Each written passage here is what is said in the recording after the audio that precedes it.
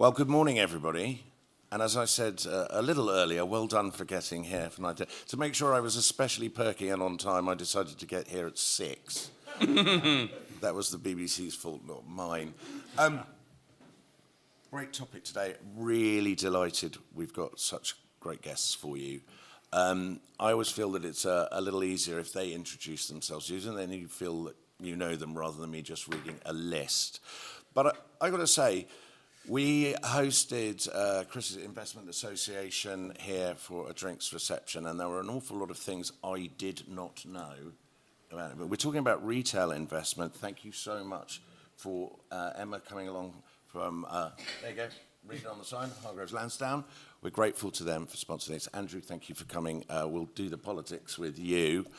I'm going to start with you, Emma.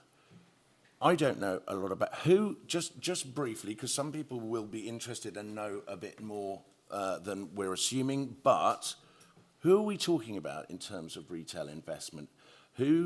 How much are they dealing with? Who are the people they deal with? And what do they want from politics? And possibly what don't they want from politics? I mean, that could take up the whole hour. I mean, that could. I'll start with who retail investors are. I mean, retail investors is a bit of a confusing name, because you might think of retail and think of Sainsbury's, etc. But really, retail investors are just normal people, so people who aren't professional investors or institutional investors. So that includes both people who are DIYs, who use platforms such as ourselves, plus those who are advised, but it's the individuals who are often saving for pensions, saving in ISAs, saving for a rainy day. So we have a savings and resilience barometer that we do that sort of takes the financial temperature of the nation, and we found that there are 8.7 million households who are able to invest, by which I mean have enough money put away for savings for a rainy day and sort of in cash. They have manageable debt, normally in mortgage or small amounts on credit cards. But of that 87 million households, which could have 2 or 3 or even 4 potential investors in that household, actually 42% of them don't invest for a variety of reasons I think we'll probably get onto. That's who we're talking about when we're talking about retail investors. And Chris, I mean, you were talking about the figure that stunned me, and in the media it's known as a wow figure, although actually some of them refer to it in a far more crude term, which I won't use on here, the something figure. Was the stuff that you're 11 trillion under management. It's not billion, trillion under management. How much of a percentage of the people that Emma's looking after are part of that? So thank you, and great to be here. You're right, it's about 11 trillion pounds that my industry manages, 11 trillion. About 4 trillion comes from the UK. And I hate giving percentages, particularly this time, because some people might even have had breakfast, but some may not. But it's about a third of that. About a third of that 4 trillion is for households across the whole of the country. In fact, 84% of households across the whole of the UK use the services of an asset manager. And don't worry, I'm not going to ask you to raise your hands if you knew that. But basically, if you're saving into a pension, if you have an ISA, any long-term investments, then my industry is looking after the money for you. And thank you. It's our job to invest it wisely in high-growth companies, in infrastructure, here in the UK, but around the world as well, to make sure that when you need that money back later in life for your pension, for a rainy day, that actually we've delivered a substantial return on your investment for you.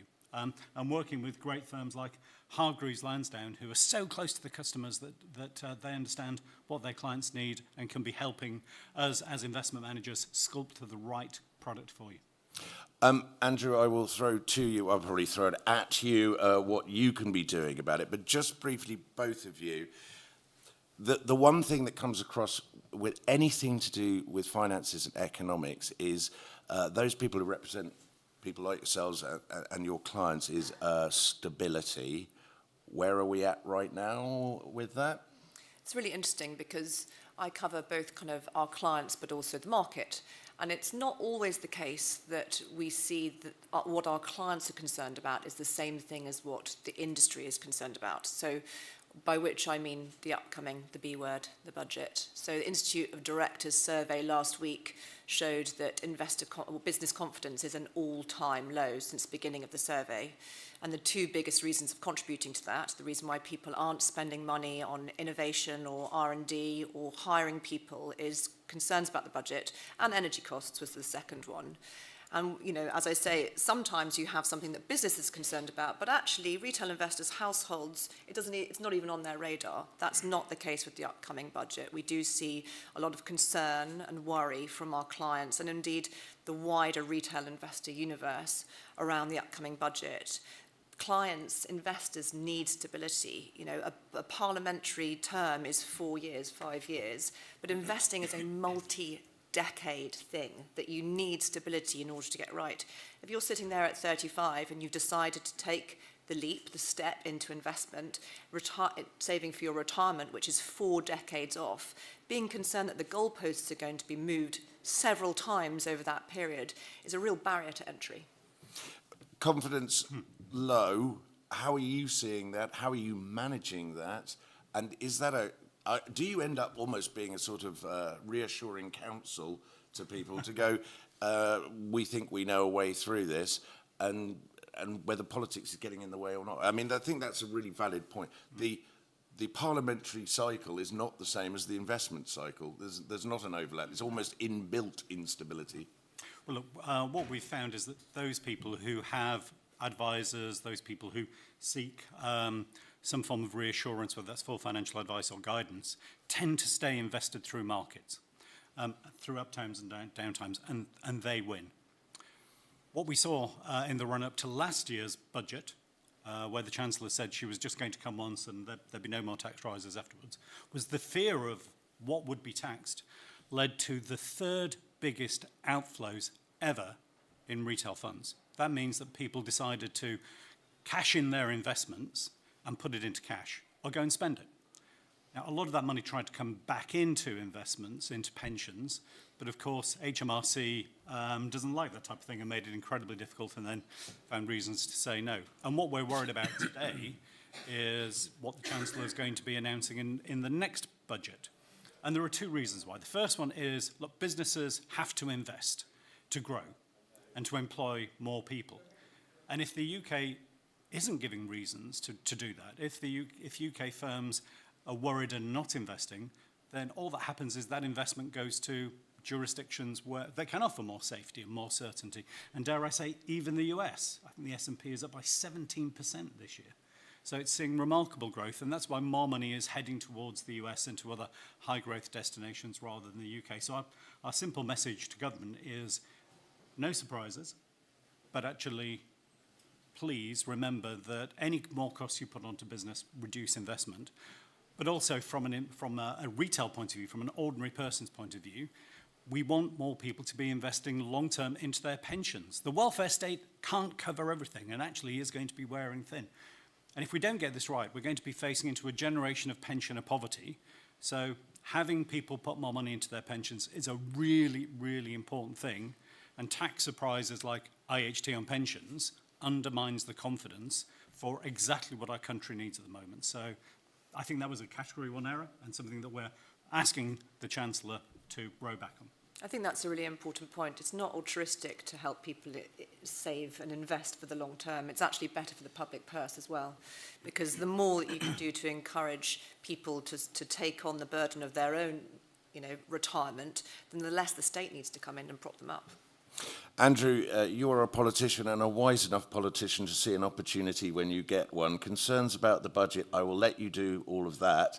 And then let's turn to what should you be doing? What should you have done before to help this industry and help people who want to invest? I mean, on the budget, it's simple. I mean, nothing to add to Emma and Chris. I mean, when you're in a hole, stop digging. It's just insane that the sort of things, even just the fact that they're allowing them to be floated rather than just simply ruling them out and taking them off the table, is of itself hugely damaging, very distortive, very disruptive. I mean, the title is Building a Retail Investment Culture, and this is found money. This is a great opportunity. Any politician worth their salt shouldn't walk past this. You don't get many genuinely pieces of low-hanging fruit, benefit society, as Emma said. You know, the state is the insurer of last resort. So if people don't have their own financial cushion, if they don't have their own resilience, then that falls back on all of us, the state, and we know how hard-pressed the public finances are. But much, much better, much more exciting. Building a retail investment culture offers individuals the chance to have more autonomy, more agency over their own lives, to build financial nest eggs, to enjoy a better, longer quality of life. It's enormously good for the United Kingdom because some, if not, well, not all, but some of that money stays here in the UK, backing growth companies, providing and solving one of the big challenges that everyone who looks at this domain says, that, you know, the UK is very, very good at starting up companies, or historically has been. We're a nation of entrepreneurs. We're highly creative. We have wonderful natural environment in which to do that. But there is a point, and everyone debates it, but there is undoubtedly a point in a company's evolution when it's successful and succeeding, when you need more capital. And there's lots of sources of capital, but essentially, you know, they're coming from the sorts of things that Emma and Chris do and represent. So having that opportunity to put capital to work is enormously good for the United Kingdom as a whole. And then finally, as part of any sensible industrial strategy, if you're running and stewarding the UK economy, our financial and professional services, in which both Emma and Chris and their firms work and employ people and give young people high-paid opportunities, this is a really important industry for us. It's the single largest industry. It's about 11% of our entire GDP, much more so in the south of England, and the south of England essentially cross-subsidises the rest of our country. So you've absolutely got to want to make this work. Now, the scorecard, I would say, on building, you know, the retail, you know, us, investment culture is pretty poor, right? I mean, we've all seen, and I'm not overly partisan about this, but we've all presided over a generation in which ordinary share ownership has declined rapidly, hasn't been fully picked up by other forms of collective share ownership. Things like ISA allowances have been left to wither on the vine, not indexed with inflation. The financial regulatory settlement post-2008 has pretty been catastrophic for any sort of risk-based investment. The regulators, and a lot of, without getting too technical, you know, if people are going to access some of these financial products, some of them are advised, all of them are regulated. And if you have a corpus of regulation and a tone at the top and a conduct from regulators that seeks to remove all risk, of course, as light follows day, you will also remove all returns. You also leave behind stranded, because of the cost of accessing that that advice, that regulated advice, you'll leave stranded many, many people, you know, strivers in the middle who simply can't afford to access that sort of advice, or if they can afford it, it's a very strong deterrent. So we've really, in terms of retail investment, we've lost our mojo. We have far fewer people owning individual stocks than almost any other country in Europe now, which is a tragedy. The only positive, if I may, is that this is fixable. We've done it to ourselves. We can fix the financial regulations. Some work is underway. Chancellor Hunt and I led some reforms. You know, I'm pleased with the direction of travel we established, but not at all the pace, not the pace under us, and certainly not the pace under this government. So that is a real crisis and needs to be managed as a crisis. Those reforms should be measured in weeks, not months, let alone years, because we are falling behind, and there aren't many such opportunities. And ultimately, if we get this wrong, which is the default, the current course of action, if we get this wrong, we are simply poorer as a country at a time when we're already slipping down the GDP per capita global rankings. So a great opportunity. We know what to do. We get back into government, we will do that. But as a patriot, as somebody who's vested in the UK economy right now, I don't really want to wait. I want to throw down the gauntlet to this government to act, and act fast. Andrew, you said you and Jeremy put in some reforms there. We were talking earlier, Emma, and you said the one thing I want government politics not to do is tinker. But you were nodding there, so you wouldn't necessarily call that tinkering. That was something that was important. What's the tinkering you fear worst? There are some green shoots, so maybe we'll talk about those in a bit, but the tinkering is around allowances in particular, and around sort of the, around tax. So, for example, the last budget, making pensionable assets IHT-able. That was a huge change. It's also fundamentally, if you think about, again, back to the retail investor, that massively changes the way that you do your financial planning for your retirement. Your pension used to be the last thing that you touched because you knew that if there was some left, it would be a good idea to pass it on. So it's added complexity and confusion. Advisors can do a brilliant job of stepping in there, but ultimately we want to make this as simple and easy as possible with supportive regulation, with stability around allowances. Any complexity that you add is, again, just a barrier to entry. So, not tinkering with allowances unless it's to raise them in line with inflation. Not changing the gateposts. That's the tinkering I'm talking about. Reform is very welcome. Not the party. I nearly did it, but then you did it for me. Chris, we talked actually the other night about tinkering. We didn't use that word, but I did ask you, what is it that politics shouldn't do? Andrew's laid out some things that he thinks would be a good idea to do and had started to do, but we need to do more. But what don't you want them to do? We do not have time for me to say all the list of things I don't want them to do. What I do want them to do, so we know over the last 2 decades, what we've done is put more and more caution into our regulatory system. We've got to a position now where you can put money into cash, right? If you open a cash ISA, if you put £10,000 into a cash ISA 10 years ago, it'd be worth what? £8,500 today. If you were brave enough to put money into a pretty standard global equity fund, that £10,000 would be worth 19,000. 19,000. So the regulatory system, which was all about let's drive out risk from the system, has made us poorer. And it's actually slanted the system so that people were told saving is good, but investing is risky. Ooh, you better be careful if you're thinking about investing. And why did we do that? Because we got to a point where actually it was almost bad for people to be taking any risk. And if you did think about investing, what was the first thing you were told? Your capital is at risk. You could lose every penny. And were you told that once? No. Were you told it every single time that you thought about investing, every time you met with an advisor, that you were given any disclosure documentation before the contract was issued, after the contract? 7 times on average through the process, you were told, are you really sure? Because you could lose every penny. Well, it's not surprising then that we've become a nation of savers, but not a nation of investors. And that's made us all poorer. So we've just had some... How much did that, I was going to ask you, how much did that have an effect? Because I can think of various people, including myself, who've always considered, what should I do with that investment? That sounds risky. Or anyone I was talking to in my family going, sure you want to do that? Exactly what Chris is saying. That must have affected your business completely. Yeah, and I like to use the plane analogy. If before every passenger got on a plane, you stopped them and you read out everything that could possibly go wrong. This could crash. And every time that it had gone wrong.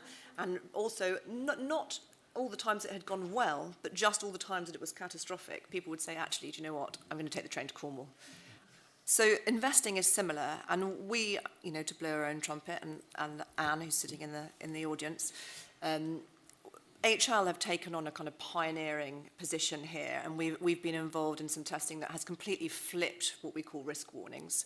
And instead of starting with, you could lose everything, we've rearranged the language and with client testing and said, actually, investing is for the long term. This is typically what you get when you invest over cash, and then your investments can go down as well as up. And actually, we saw an 8% increase in ISA openings, just from changing the language. And we're not gatekeeping here. We would love for that to be adopted as the standard across the industry, because I think, if we can encourage a nation of investors, actually it's beneficial for all of us, from a commercial point of view, obviously, but, from a community point of view, from a state point of view, and just that little flipping of language already with a small test having 8% increase just shows actually how powerful it can be. And Andrew, if you put a health warning on something, it does have an effect. I guess, though, there is a responsibility to make the warning. If you don't make the warning, then someone can say you didn't warn me of this. But it's clearly a barrier to exactly what you were trying to encourage. I think let's take a balanced view. I love the idea of consenting adults. One of the challenges is we've replaced, the old principle of caveat emptor, which, is just run through all personal investment and company law with all of these other statutory regulations. And I think that's retrograde. I think we should treat adults as adults. We're the party that believes in individual choice as well as responsibility. So it's quite right to have some form of warning and disclaimer, but then we should allow people to take that chance and take that risk. And the whole environment is way too protective of that. I mean, if you want to get into it, there's, one would aspire to a greater level of financial literacy. I've always supported those initiatives. I think there's a lot more we could do to be a financially literate nation, and that would very much help with the culture of allowing people to take risk and then take the consequences of that risk. You see right now in a related, indirect, but a related area of motor finance, and some people say that's sort of motor finance mis-selling. Essentially, that is the regulators and the law courts after the event relitigating a bargain that people have voluntarily and knowingly entered into. That is very damaging. It's another tax on the financial services industry. We're talking about between 12 and 20 billion pounds. This is not insignificant. This is chilling on UK growth. It's a cost, a burden on the sector.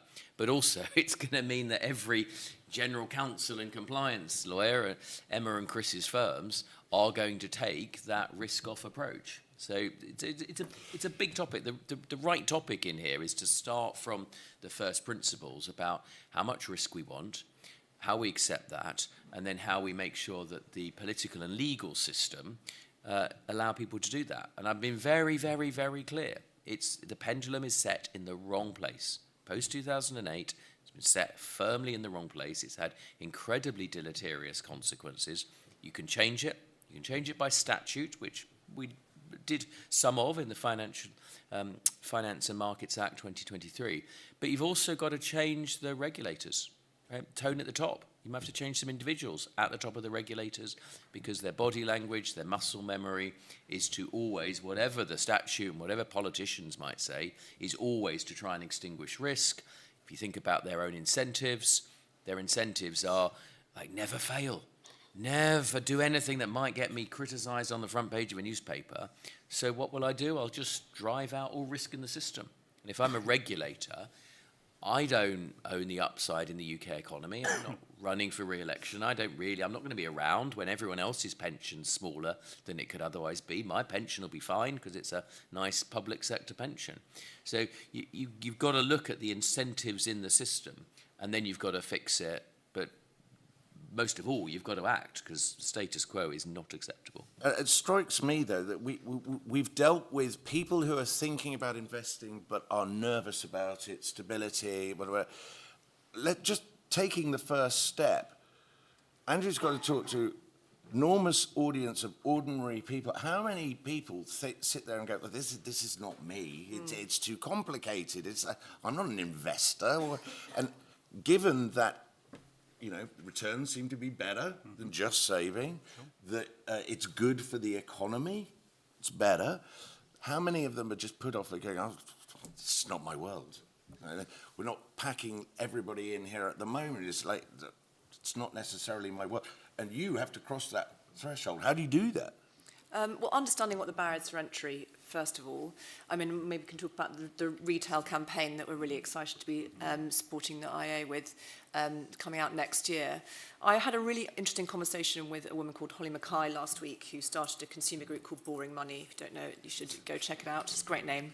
And she has a panel of kind of these would-be investors. And she said she was speaking to one of her panel over the summer who had quite a bit of money, a few £100,000, and when asked why she had it all in cash, this individual replied, "Oh, well, I think you have to have about £1 million to invest, don't you?" And you think, oh my gosh, if that is the misconception about what you need to be an investor, then that is you know, that is a big problem. People often assume the reason people don't invest is they don't have enough money. Well, that is what that woman thought. It's just that her enough money is considerably higher. You know, you can invest in our platform from £25 a month. And actually, you know, starting is the most important thing. So misconceptions about who is an investor, that's not for me. Complexity, moving goalposts at the risk of repeating myself. And also, I think for some people, you know, we are not able to give them the support they need, which is one of the reasons I'm so excited about targeted support, which obviously started under the last government, but will be executed by this one. And targeted support is bridging that gap that Andrew's talking about between those that cannot be advised because they don't have enough assets or access to an advisor, and where we are now, which is that we can offer guidance. Targeted support will allow us to ask really simple questions such as, you know, how long would you like to be invested for? What is your financial goal? That at the moment would fall foul of the advice guidance boundary, and so therefore we are not able to support people with. But that would enable us to gather a little bit of information about people and then help support them to make more informed investment decisions. So there are definitely some green shoots coming, and then awareness, which, you know, the retail investor campaign should considerably help with that. I definitely want you to explain about that, Chris. I just said there were three things I noted about the two figures you gave me. The 11 trillion is a huge amount of money. 84% of people using your industry without even knowing that. It's that people don't know that. That's the bit I'm getting to. That's the third interesting point. So clearly there is thought about how we get ordinary people to just think, that can be my world, I can be involved in it. How are you tackling it? What is this campaign? So there were some reforms that were started during Andrew's term of office that the current government's pushing through, called the Leeds reforms. And I won't go into the technical detail, but they're a brave attempt to help us become a little more risk-on as a nation and solve the problem that only about 8-9% of the population get financial advice. And there are reasons why people get are attracted to getting financial advice. It's because they think they might have enough assets to make it worth their while. But of course, in the US, that's 40% of people who get some level of financial advice. So we've got a catch-up job to do. But the biggest question we've got to ask, it's like when you open a shop, you might have fantastic things that people would love to buy in the shop. But if people are just walking by on the high street, or indeed crossing the road to avoid your shop, that's the problem.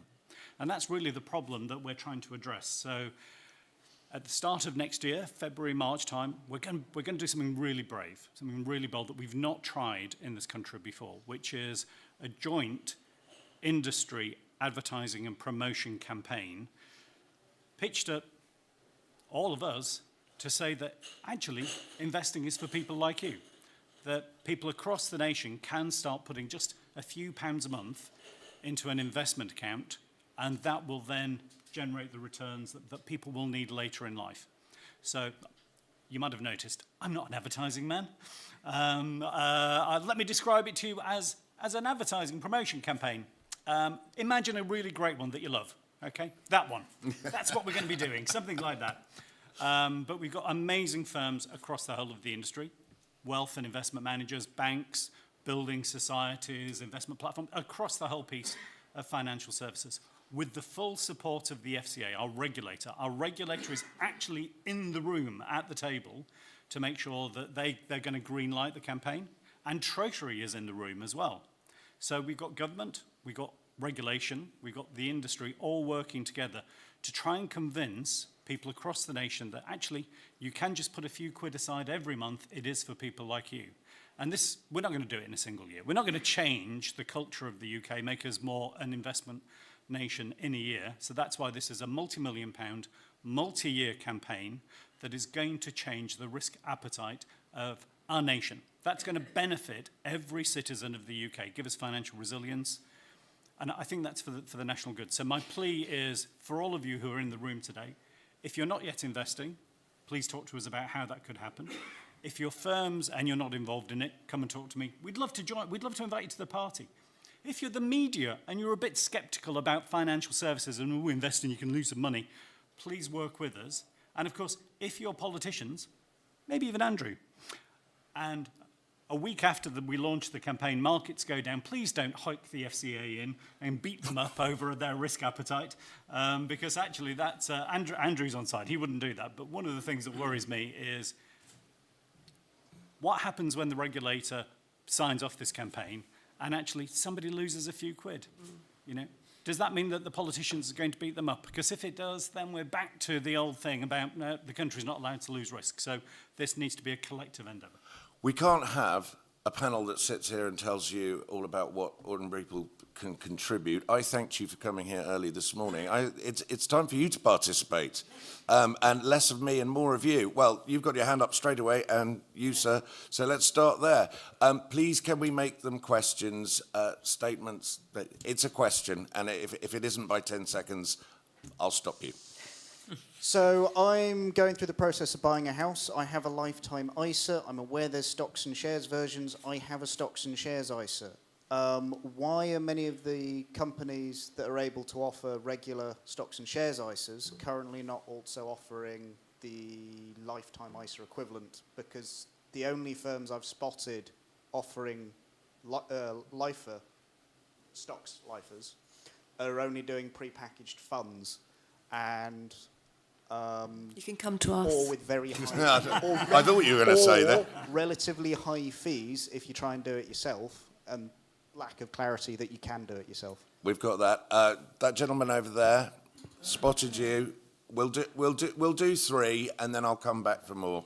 Can I ask all of you, including Giles, if there's one thing you could whisper in the ear of, God help us, the Chancellor, that would improve the retail environment for investors? Stop! Just Resign. stop. Resign. Go on. Sorry. It wasn't supposed to be a statement. It would get me going there. So what would it be that would improve the situation for all of us? Got it. And you, sir? And then I'll come back for more. There's about 400 billion pounds in cash ISAs in this country. Now, I'm not saying that people should be mandated to invest with their money or forced to change allowances. Not saying that at all. But how do you convince people to move that cash into, say, a stocks and shares ISA? Because ultimately, if you were to start changing the allowances now, that money would still stay in a cash ISA no matter what. Well done, by the way. That's how we do it. Really quick questions. Thank you very much. Emma, go and pick up, because one of them, there's a very quick answer, come to us. But try and cover as much as you can, and I'll come to all three of you. On the LISA point, I can only speak for ourselves. We offer the entire ISA family, so JISAs, LISAs, stocks and shares ISA and cash ISA. We're the only company that do all of them. I don't think we have exorbitant fees on our LISA, and you have total choice for the entire of the platform. So I think sometimes the reason why people chose only to have cash LISAs is because of the nature of the product. If you're looking to buy a house in less than 5 years, cash is actually the most sensible asset. If you're doing anything in less than 5 years' time, we would always advocate putting it in cash. If you're using it as a retirement vehicle or to supplement retirement income, then the investing is the best way to go. So we certainly do have choice, and be very happy to have a conversation afterwards. What would you be whispering to the Chancellor? You're allowed to. Gentleman's granted the Chancellor's ear, and you can whisper. It doesn't have to be. I think there's the answer that I'd like to give, that I'm looking at Anne saying, don't say that. So,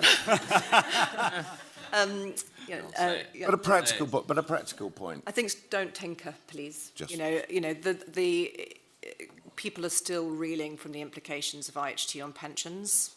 That how we saw client behaviour spike in terms of concerns about tax-free cash, shut down the rumours. I think that was a very interesting point earlier, and leave kind of retail allowances alone. Chris, can you just see if you can tackle all three quickly, and then Andrew, who I know will want to answer the whisper in the Chancellor's ear question. I don't suppose you'd be whispering either. Well, the LISA point, as you've heard, there are a range of other providers available, and I always encourage people to shop around. I'm sure you're doing that anyway, but Anne sitting in front of you can help.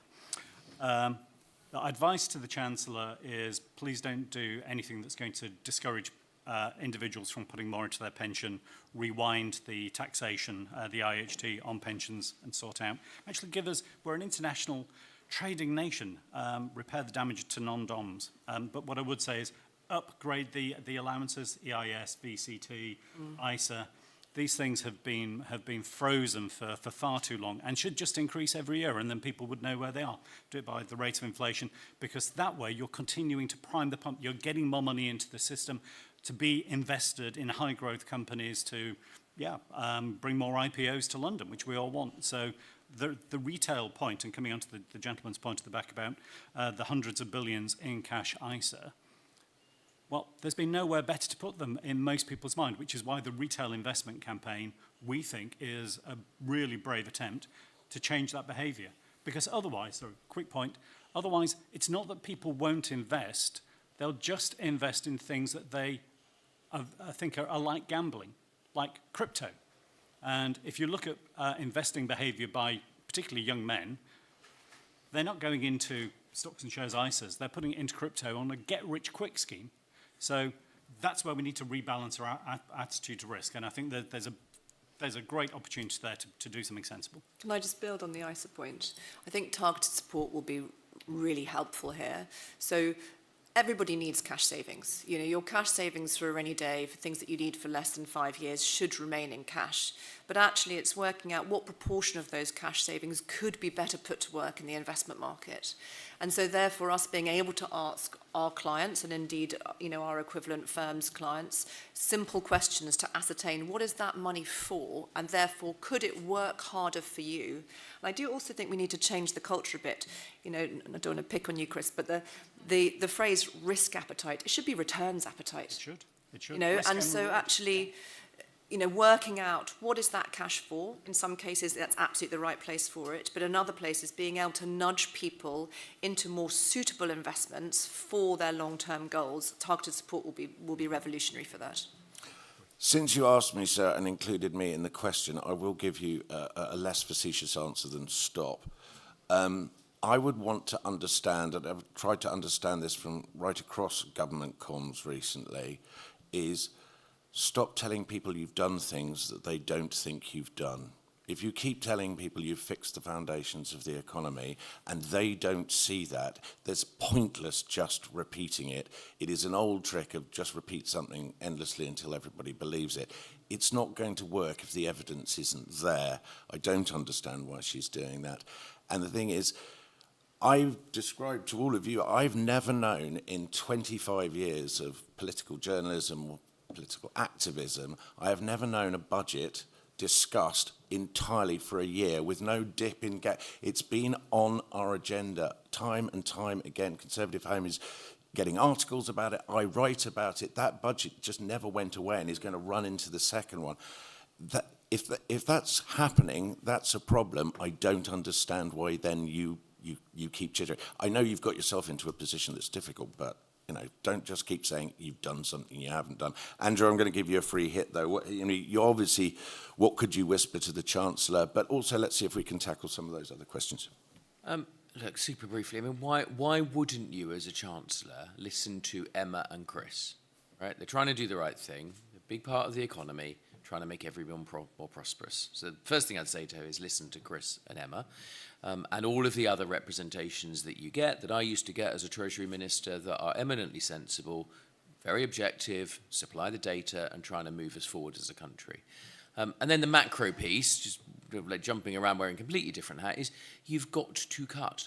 You have to cut spending. She's going to have to cut spending sooner or later. We can go through another one of these interminable budget run-ups, followed by a budget, followed by a downgrade in UK growth, followed by, and so on and so on. Sooner or later, a Chancellor is going to have to cut. We are approaching the point where we're spending £1 in every £2 in the economy by the state. It isn't working. We're slipping down the GDP per capita tables. It's a proper crisis. We're about 25th in terms of global GDP per capita. We're getting poorer.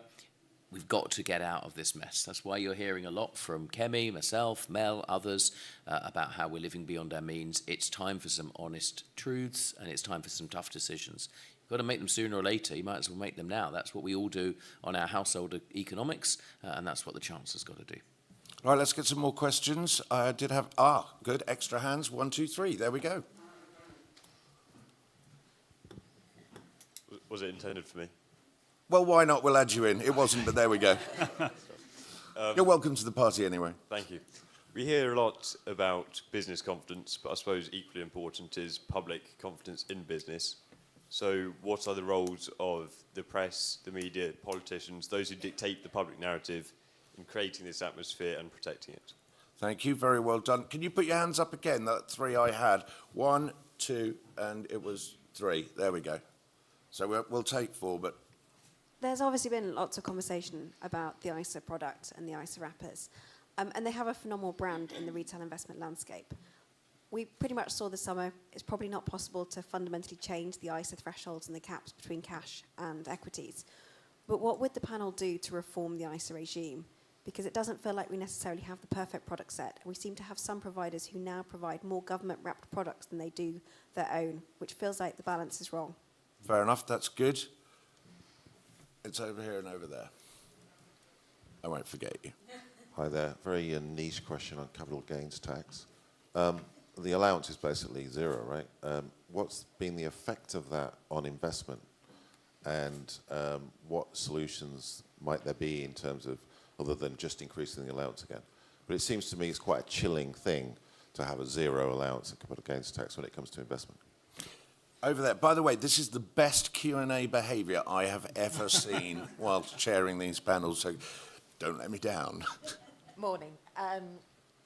So my question is, how do we, building a bit on your point about the young men who invest in like the crypto, how do we start educating people from school about responsible money management?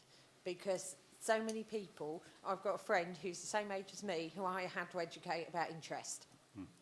I can remember a conference not so long ago where somebody stood up and said, isn't it time to have financial education in schools?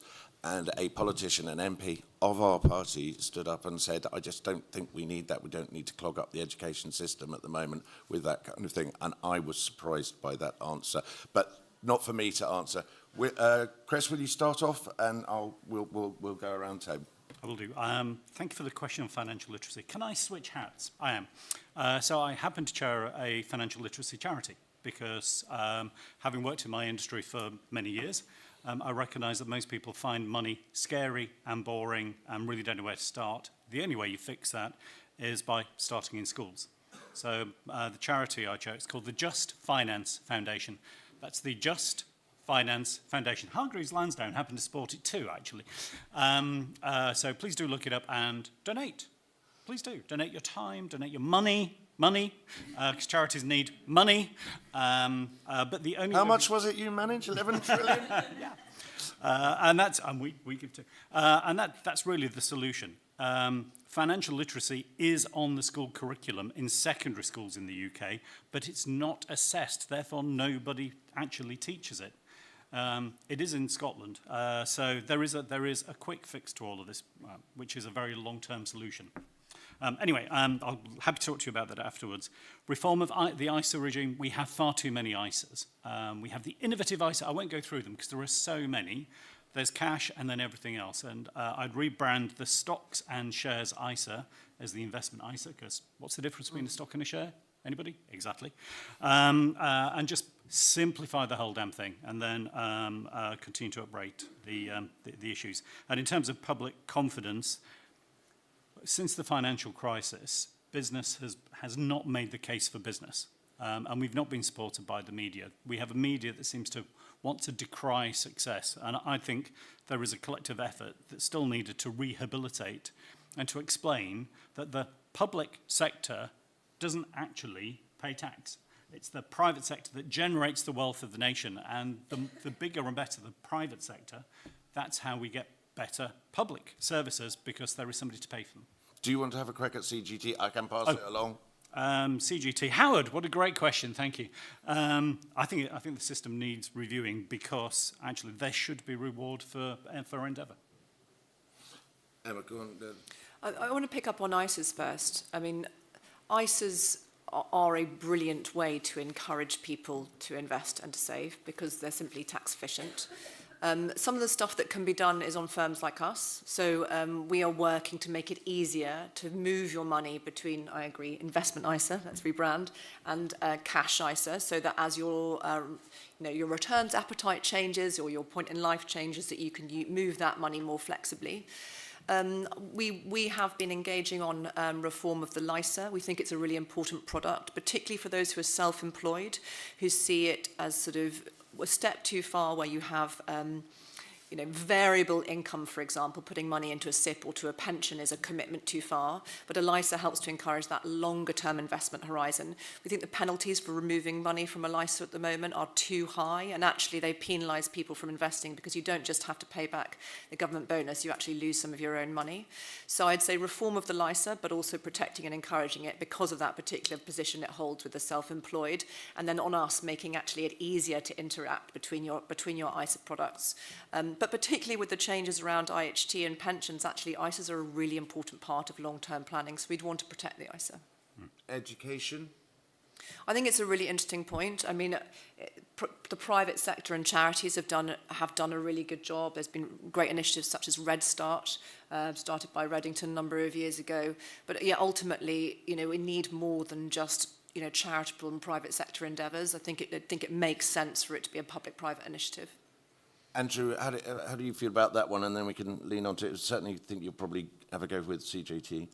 Yeah, look, there's a lot you could do within the curriculum. So maths, for example, the maths syllabus, we know how important maths is. Maths literacy is a foundational layer for financial literacy. And you could do a lot within the maths syllabus to make the applications and the curriculum content much more applied to things like financial literacy. That would be enormously helpful. It is hard sticking stuff on the national curriculum for two reasons. One is teachers are already massively contended, so you can put it on, but how do you get credibility that it's taught well?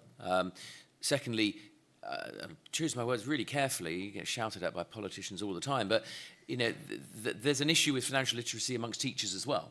So we just can't automatically assume that simply by putting something on the curriculum that it'll be taught in the way we want.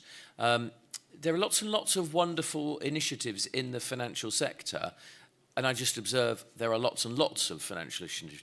Sometimes it would be better, and I try to do this, and I would definitely do it again given the chance, is to bang heads together a little bit more and try and get them to scale. It's all really good, but having multiple different initiatives sometimes can be better with scale. Similar point on ISA. ISA is a wonderful piece of financial architecture. It's well understood.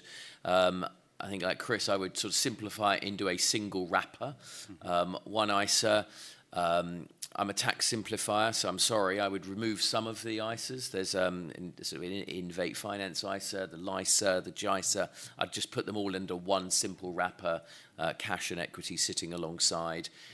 Make super clear that that is a complete wormhole in the tax system. Every single tax, IHT, capital gains, income, dividend tax, all of those, while something's in an ISA, it's entirely exempt. Just to take that piece of complexity, particularly with making tax digital, there's a lot of people out there that don't want to fill in a tax return. So that of itself becomes a barrier as soon as you get into that territory. And then it would be a high priority to significantly increase the allowances. If you go back and index them to where they would have been now, had they been fully indexed, you'd have a much larger amount on that. So essentially, simplification, unify, and supersize the ISA framework. That would deal with quite a lot of the CGT piece. And public confidence in business, which is a really important topic. I always say to businesses, you've got to talk about your core purpose. They're all, and again, I get myself into trouble, everyone wants to talk about the dolphin they're sponsoring or the piece of rainforest they're saving. There is nothing wrong with that, but talk about your core purpose. The food you're putting on people's tables, the healthcare products you're bringing, the simplicity of transport solutions that make everyone's everyday life better. We've crawled out of the swamp and reached this high level of civilization thanks to the problem-solving power of business. When the pandemic came along, there were some quite significant failings in the state sector. By and large, petrol was in fuel tanks, lettuces were in shops, the private sector supply chains worked magnificently, the stock market never closed. Let's celebrate the core purpose of business and not always get too distracted by, some quite woke ESG agendas that just undermine the confidence of business. Because if you're half apologizing, you must be doing something wrong. Celebrate the fact you're doing something right. Your customers are happy. That should be the core purpose of business, and that's how you reconnect public trust. Wasn't sure we were going to manage this, but I've got time for any last question. I've got some questions if you don't, but go on. If there's anyone still wanting to do that. Yes, over there. So just wait for the mic, because there's a bigger audience out there in the ether. Thanks. You ducked the question on CGT, and if there's one reason not to put you back in office, it's that CGT decision you took. I mean, that question. I mean, we should reduce CGT. I mean, that's directional. Yeah, but you and Hunt cut the allowance. You started the whole process that made it almost impossible to invest in UK shares. And I am not hearing any. I don't understand why you did that. Down to 3,000, let them cut it down to 5,000. I don't know why you did that, and I don't know where the remorse is. Let's do that. It's the you're not sorry enough, and why didn't you do it? I'm sorry for a whole bunch of things. You know, we mentioned previously non-doms. I mean, I was against that at the time, and that's a hugely retrospective thing for our country, to drive wealth creators overseas and have a generation of young people feel that we're not on their side. So I don't know what more to say. Directionally, we should reward people who invest. I talked about a very significant increase in the indexation allowance that would take most people and most investments entirely out of the CGT regime. I completely understand you're not happy. That is what it is. We're under new management. I'm very sorry for things that we did. I'm not a tax raiser. I'm a tax cutter.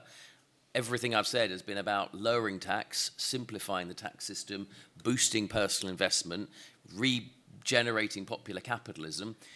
Like, find another party that is got that sort of agenda backed up by the credibility of fiscal responsibility. So it's not just another politician saying they will lower the tax burden, but we're actually laying out the decisions that make that credible, right? That's the work of getting back into power.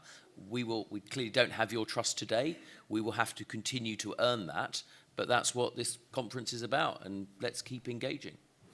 In terms of politics as it is, it is changing out of all recognition, so it's difficult to plan ahead for that stability. Are you hearing things across the piece that encourage you, or it seems to be we need to make a campaign to do all of this, we've got to do this ourselves? Maybe you're not getting what you want from politics.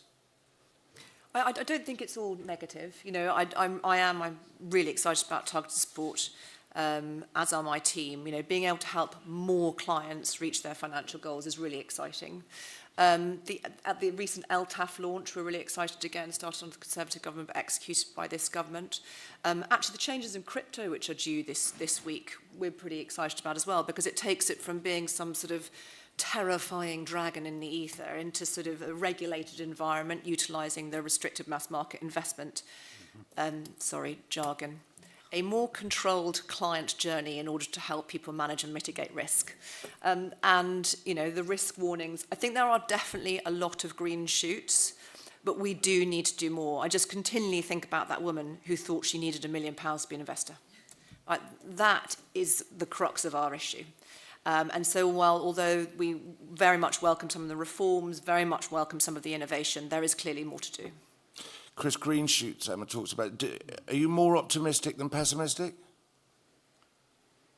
I am encouraged by the language of the current government, in that they want to talk about backing more people getting invested, and that's a really good thing. They're talking about encouraging the regulator to grip its competitiveness objective that Andrew and team made sure they had. It's all about the delivery now. And if what we're going through is another period where it's just change after change, but not for benefit, it doesn't actually put more confidence into the system, then it will be a wasted opportunity. But look, as a nation, we've got a choice, because the direction of travel is pretty well established now. We don't have enough people putting enough money into their pensions and long-term savings. And we need good behavioural nudges. We need to be told that's a sensible thing to do. And that's got to come from government. It's got to be supported by a regulator that understands why it's important and buys into it. And actually, as an industry, dare I say, my industry needs to be willing to take a step forward, because this risk-off approach, it's not just a government and regulator that's been risk-off. As an industry, that's got through to our DNA as well. Because if we weren't risk-off, then we had the Financial Ombudsman Service who'd say, you followed every rule, but we're still finding against you. And that does contaminate the water. So we've got to take a step forward. I'm hearing a lot of carrot from your industry. I did see quite a bit about stick, because the argument you make about investment being also good for the economy as well as the investor, is it right that Rachel Reeves looks like she's going to tax savings, but not because she just wants to take your money? Well, she probably does want to take your money off you, but at the same time to nudge you a bit of stick into go and invest. And would you accept that as a tactic, or would you go, I'm not entirely sure that's helpful?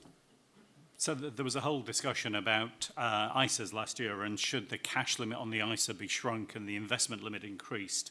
And there was massive pushback against that, because people love their cash ISAs. From a pure financial point of view, I think £20,000 every year into a cash ISA, seriously? That's just not good financial planning for your retirement. There is a place for cash. I like cash. Cash is great, but you need to be more rounded. The thing that worries me is mandation. So there's a pension scheme review going on at the moment.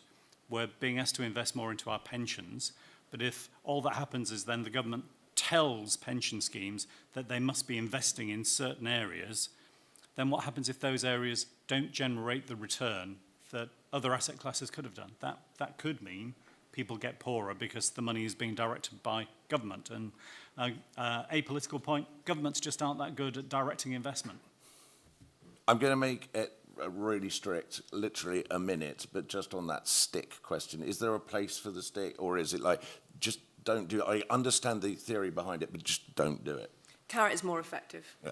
So if you look at what happened when interest rates went to zero, people did not start investing. They just hoarded more cash. So you can see, if you have a diagram where savings rates, as in the interest rate, goes down, but household savings rate, as in how much people are saving, went up. So the carrot has got to be compelling, because if you take away the benefits of cash, people just look at other ways of hoarding it. Andrew, I don't suppose you are in favour of it, but it is one way you can utilise the power of government to go, we'd like to nudge people in a direction. But I don't read you as a person that likes that sort of thing.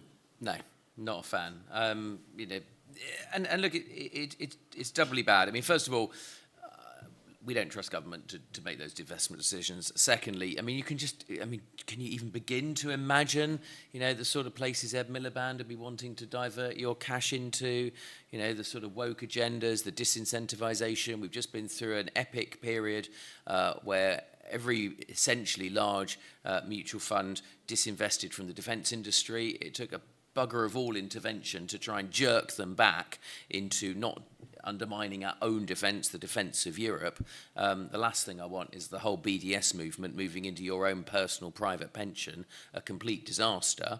But even if you had a more benevolent government than the current one, it's still going to drive up the risk premium. If the idea is that up to 20% of your assets can be, directed by a government of any form, then that's just another reason not to invest, and another reason why people will shun the UK. So no, absolutely not. Complete red line, no. Andrew, thank you very much indeed for your time. Politicians are always busy at conference. Emma, thank you so much for sponsoring this event, and thank you for being here to explain to people where you're coming from. Chris, thanks for your time. But most of all, thank you. Thanks for coming along. That's the end of this particular, but we still have a conference programme going on. There are events, not just Conservative Home, but Total Politics. Please have a look and enjoy the rest of your conference. Thank you.